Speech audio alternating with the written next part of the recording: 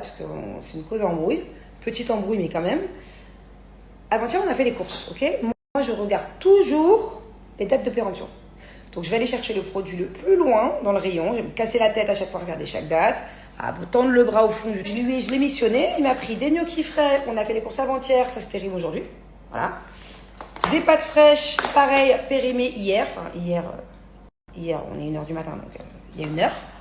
Donc voilà, je vais les mettre au congé parce que je vais pas jeter. Je vais pas les manger maintenant. Là, la pastèque, pareil, périmée. Alors, je vais vous faire un petit récap de mes tatouages, mais rapidos. Ils ont tous un peu une histoire. Celui-là, c'est ma grand-mère, ma mère, mes frères et mes sœurs. Celui-là, c'est un tatouage que j'ai fait à Vegas après une soirée bien arrosée à 3-4 heures du matin. Voilà, comme dans Very Bad Trip. Je me fais tatouer. Je m'en souviens plus le lendemain, limite. Je me réveille, je fais waouh.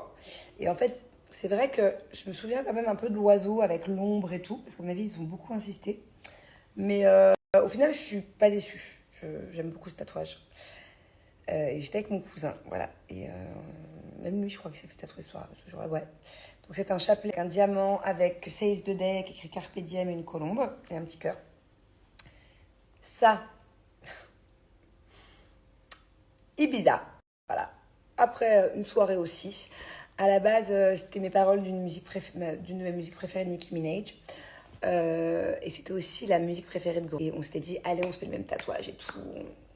Au final, elle m'a dit, passe la première. J'en avais déjà fait plein, j'avais pas peur. Au final, elle s'est dégonflée, elle a eu peur, elle l'a pas fait. Mais voilà, du coup, une fois toujours penser à elle, ce tatouage, même si elle l'a pas.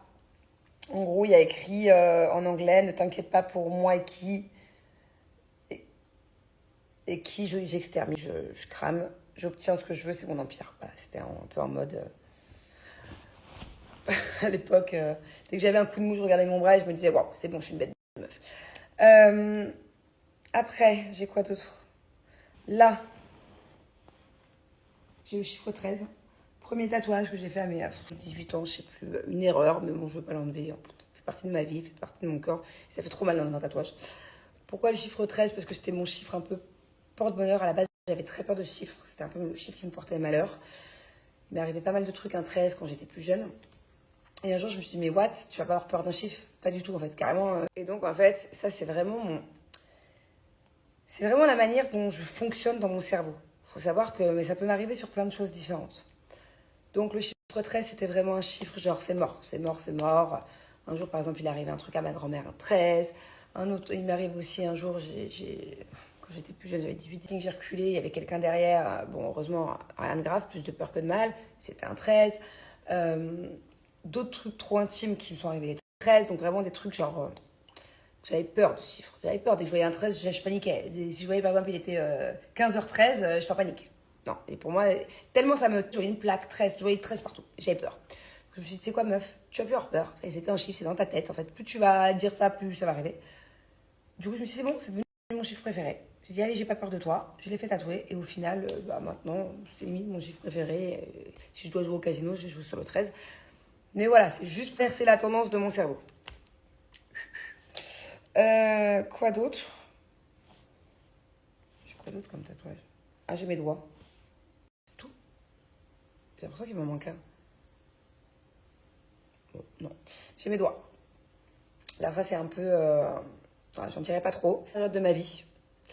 Bling bling, trop, elle aime. Voilà. Petit indice. Enfin, c'est pas des indices parce que vous trouverez jamais.